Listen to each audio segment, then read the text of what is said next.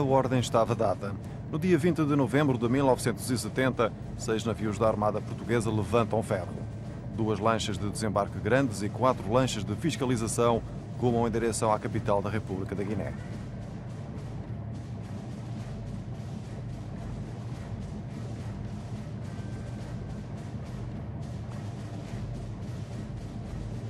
A navegação é de formatura larga, de modo a disfarçar a presença da Força Naval. 30 horas de navegação mais tarde, cerca das 9 horas da noite do dia 21, avistam-se os faróis de Conakry. Albuim envia de imediato um telex a Spínola, Conakry à vista. Não houve uma alteração ao planeamento. Cada navio, aliás, demonstrando a alta qualidade dos seus comandantes, a alta qualidade profissional dos seus comandantes e, enfim, das respectivas guarnições, chegou exatamente à hora indicada a todos os pontos. Não é?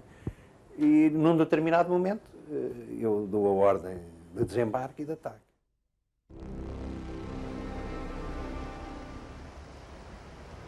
Essa madrugada seria a última no cativeiro do piloto aviador António Lobato.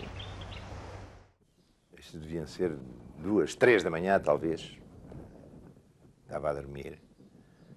E comecei a ouvir ao longe uma traquear de metralhadoras. Ora se aproximava, ora afastava, ora parava, ora se aproximava, ora afastava.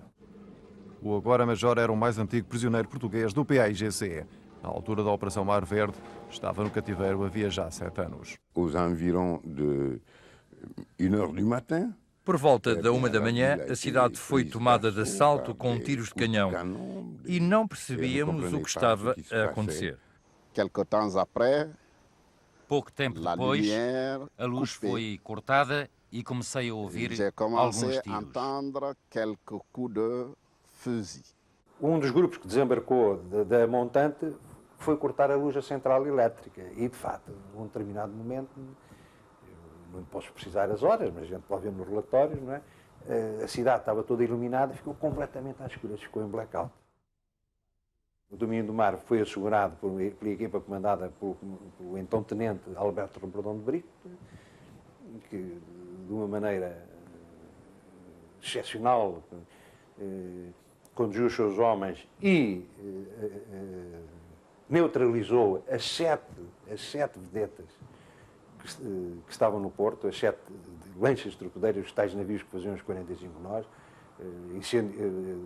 Acho que afundou 3 e incendiou as outras 4, batendo as suas guarnições, e regressou dessa ação com apenas um ferido ligeiro. Cette nuit-là, donc c'est la grande débandade. Nessa noite foi a debandada.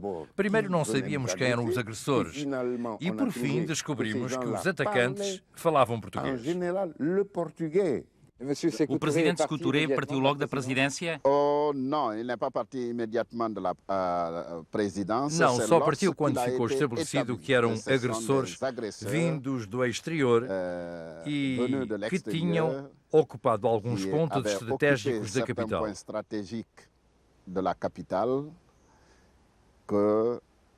A direção nacional do partido dessa época tomou então as precauções necessárias para os esconder alguns. Pois o grupo que foi aos objetivos do PAIGC e prisão desembarcou em botes de borracha e fez a sua ação. O tiroteio foi-se aproximando durante a noite. Até que às tantas estava já próximo, muito próximo já dos muros da prisão. E aí comecei a pensar, olha, isto vem para aqui, para o nosso lado. Acordámos todos, em pânico. O que será? Será um golpe de Estado deles? Será alguém que nos vem matar? Será que nos vem a libertar? O que é que se passa? Porque a arma era a mesma, a ponto de aqueles arrebentamentos estar a cair em cima na prisão. E de repente, não sei se foi uma bazucada, se foi uma bazuca, outra coisa qualquer, havia um buraco.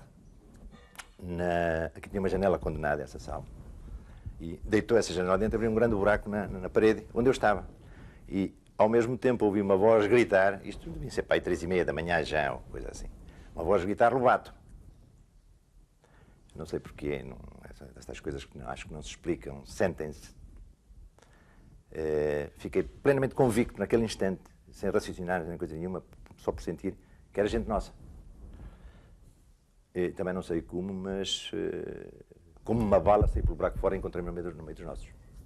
E então ouço vozes de portugueses. Perguntaram onde é que estão os outros. Estavam lá mais 26 soldados, mas estavam no outro topo. Portanto, passámos o recinto da prisão para outro ângulo. Anda ali, anda para aqui! Alhos e begalhos, que a malta na guerra é tudo que sai para a boca, anda para aqui ali. E então hoje estamos aqui dentro. E há um que nos diz, então arrebentam as portas aí dentro que a gente arrebenta cá fora. E assim foi. Começaram a arrebentar as portas de cá de fora, nós arrebentámos as portas de lá de dentro, eu sou o segundo a sair. E vou a correr. E assim, quando ia a meia da sala, aquilo ainda tinha uma sala grande, vejo, por exemplo, um homem vestido, um africano igual àquele que me teve agora durante 3 anos, a mandar-me sair. E eu hesitei, digo assim, quer ver que eu já caí daqui, dá uma armadilha. E então ele disse, calma, camarada, calma, que eu sou branco, sou português. Isto é uma peruca, isto é pintado de preto, isto é o uniforme deles, e isto é a arma deles também. Vamos embora, já tens um avião em Bissau para ir para Lisboa. Fizeram-nos sair, alinhamos todos e vamos embora. Caminhamos praticamente pouco tempo, talvez menos de 1 hora. E fomos dar à praia, onde estavam, sei lá, vários barcos de zebro, de borracha, e os primeiros a ir para dentro dos barcos foram os prisioneiros. Eu assim que saltei para dentro do barco, eu não acreditava. Agarrei-me assim à corda da proa do barco, eu não acreditava e dava-me assim, eu próprio. Isto não é possível. Acontece então uma deserção nas fileiras portuguesas. O tenente Januário, nas imagens, a receber os galões de oficial das mãos de Spínola, deserta com os seus 20 homens. A notícia chegou via rádio. A uma certa altura, recebo uma mensagem em linguagem vernácula em que dizia claramente o filho da puta do tenente desertou com 20 dos meus homens. De facto, o tenente Januário tinha desertado com metade do grupo, tinha desaparecido. Eu admiti no princípio que ele se teria perdido, mas depois, mais tarde, soube pela deposição de alguns dos seus camaradas que ele ia com intenções de desertar e que de facto cumpriu. A deserção aconteceu durante o assalto ao aeroporto. Mesmo assim, o capitão Moraes seguiu com 20 homens para o aeroporto, procurou em todos os hangares, procurou nas pistas, os amigos não estavam no aeroporto, havia apenas aviões de companhias aéreas civis, inclusive aviões da Air France, e eu vi-me então na situação, a um certo momento, que não tinha o domínio do ar e não tinha cobertura aérea. Pois a partir daí eu tinha que pensar apenas numa coisa, era retirar as minhas forças o mais depressa possível. Outro objetivo que falhou é a tomada da Rádio Nacional, que recomeça a transmissão de madrugada. Barcos estrangeiros estacionam ainda nas nossas águas territoriais. Centenas e centenas de mercenários europeus de várias nacionalidades ocupam a cidade. E lá, E de manhã, quando as autoridades recomeçaram a controlar a situação, na sede da Federação da Conakry II, distribuíam armas aos civis. Trouxeram caixotes de armas dos quartéis e começaram a distribuir. Lembro-me disso. Eu vi. Davam armas de qualquer maneira a quem quer que as pedisse. Entretanto, as tropas do Sékou Touré começaram a atacar de terra. E eu dizia para eles, quer lá saber, eu se morrer aqui, morri, não, já morro junto com os meus colegas, não há problema. Porque eu já vinha psicologicamente afetado, eu e os meus colegas. Não faz mal, podemos morrer aqui, já morremos entre os nossos.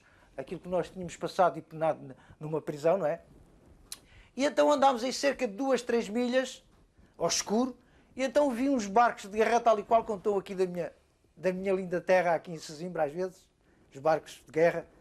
Mas os barcos não tinham numeração, nem matrícula, nem bandeiras, nem nada, eram só barcos cinzentos. Bem, eu digo assim, isto é verdade que eu estou a ver? Porque a mim parecia que era mentira. Depois de estar 3 anos, tudo aquilo para mim era mentira. Não acreditava. Os 26 militares portugueses já estão a bordo dos navios de guerra. A Alpin Calfão resta dar a ordem de retirada. Nessa altura decidi retirar as minhas forças. E foram postas aos homens do front. O que é que eles pretendiam fazer? Continuar, se reembarcarem. Alguns reembarcaram e outros continuaram, à espera do tal levantamento dos seus alegados suportes internos. Em terra não há qualquer levantamento. Os cerca de 150 elementos da Frente da Libertação Guineense que ficam em terra são capturados, torturados e fuzilados, assim como mais 10 mil adversários políticos de Sékou Touré.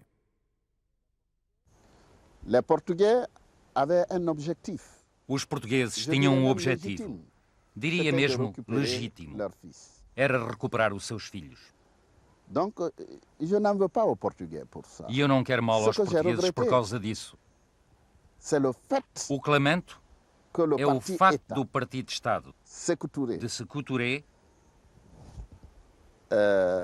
se ter servido da situação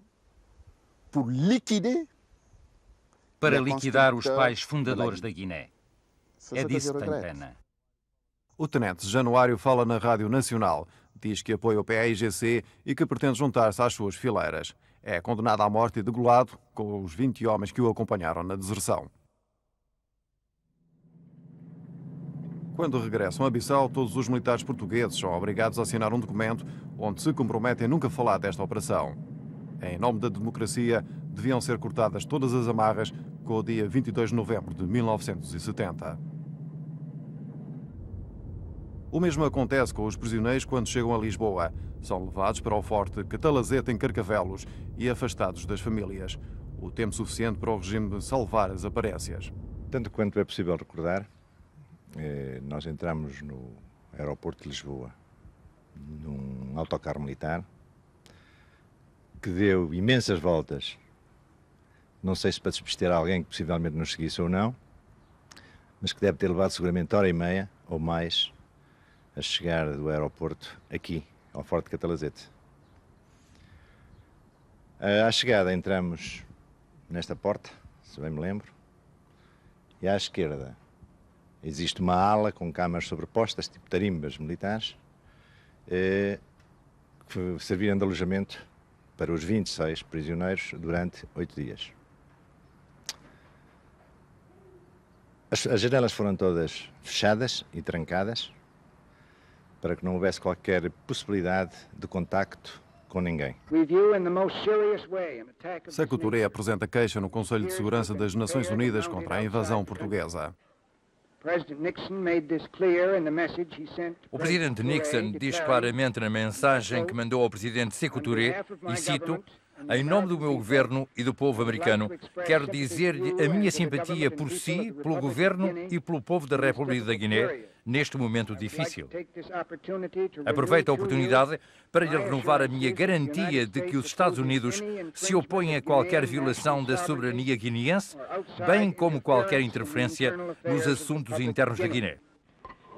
Apesar do desmentido do governo de Marcelo Caetano, o regime de Lisboa é mais uma vez condenado pela comunidade internacional.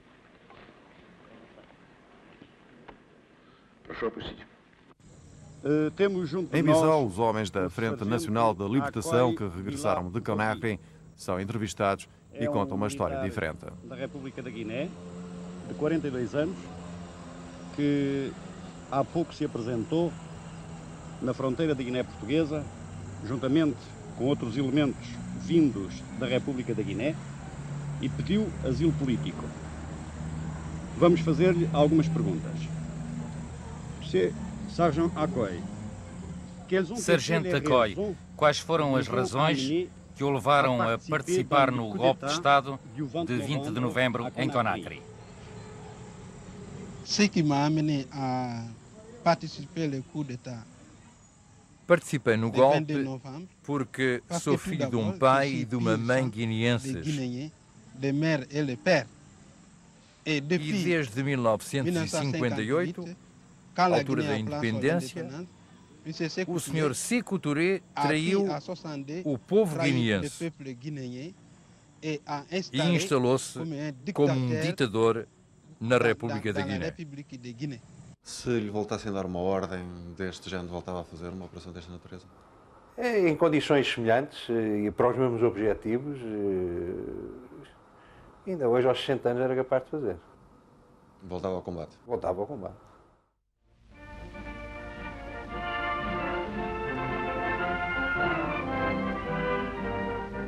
Dos que foram ao combate nas praias de Conakry, nem um só aceitou falar para a reportagem. Dos presos que contactamos, apenas o Major Lobato e o soldado Capítulo.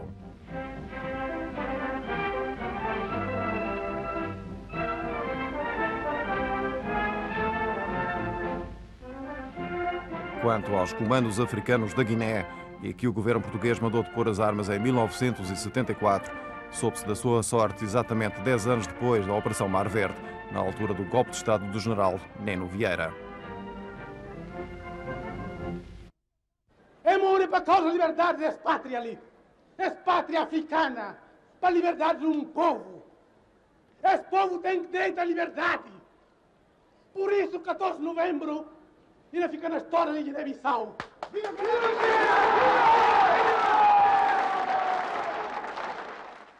Numa aparente tentativa para justificar perante a opinião pública internacional o golpe de Estado de 14 de novembro, as novas autoridades da Guiné-Bissau, agora sob a direção do comandante Nino Vieira, têm procurado dar o máximo de publicidade à existência de fossas em vários pontos do país, onde estariam os restos de cerca de 500 opositores ao regime de Luís Cabral, fuzilados no decorrer dos últimos 5 anos. Diversos jornalistas de vários países deslocaram-se às valas comuns localizadas nas regiões de Oio e Nhacra. As autoridades de Cabo Verde, nomeadamente o próprio primeiro-ministro Pedro Pires, afirmaram por mais de uma vez considerarem incompreensível o facto de o atual dirigente da Guiné-Bissau, Nino Vieira, não ter conhecimento desses massacres, uma vez que ocupava o cargo de primeiro-ministro e comandante-chefe das Forças Armadas no gabinete de Cabral. De acordo com informações provenientes de Bissau, os 200 corpos que se encontram numa vala comum em Nhacra, 60 km a norte da capital, seriam de antigos comandos africanos que combateram no exército português. Os restantes, encontrados em Farim e Oio, seriam de opositores ao regime deposto.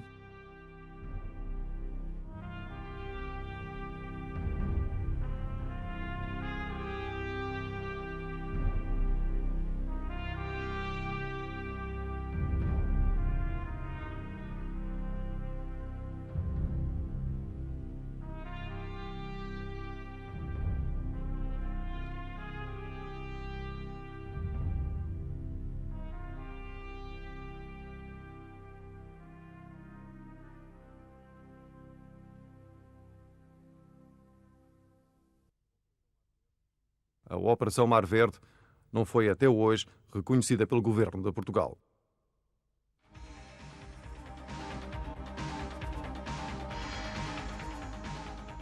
Boa noite, Henrique Vasconcelos. No plano do rigor histórico, há aqui um ponto que fica no escuro. O eventual relacionamento dos serviços secretos portugueses da DGS com os franceses. Na realidade, nunca foi possível provar, encontrarmos documentos que pudessem provar a existência desse relacionamento entre os serviços secretos e os dirigentes desta operação. Há pessoas que falam nisso? Há pessoas que falam nisso. Fala-se nisso em Conakry, que o Rui Araújo obteve essas informações. Fala-se nisso em Lisboa e fala-se nisso, portanto, em alguns meios militares em Lisboa. Mas provas factuais? Não há provas factuais e ninguém dá a cara para dizer isso. Na sua opinião, porquê é que o governo português, passados 26 anos, continua a não reconhecer a existência desta operação? Não é só o governo português, são as Forças Armadas portuguesas, os 3 ramos das Forças Armadas portuguesas também não reconhecem a existência desta operação. Porquê? Esta operação foi uma operação que nunca existiu para eles. Talvez porque, à luz do direito internacional, a operação em Conakry fez várias destruições, provocou várias vítimas e essas pessoas possam reivindicar agora ou possam apresentar a fatura 26 anos depois ao governo português. Talvez temendo isso ou temendo alguns problemas na política externa portuguesa. Então podemos arriscar um comentário aqui entre o dinheiro e a memória dos mortos nessa operação. O governo português opta por salvaguardar o dinheiro? Parece que sim. Bom, muito obrigado, sim. Quanto a nós, voltaremos no próximo domingo. Boa noite e uma boa semana para si.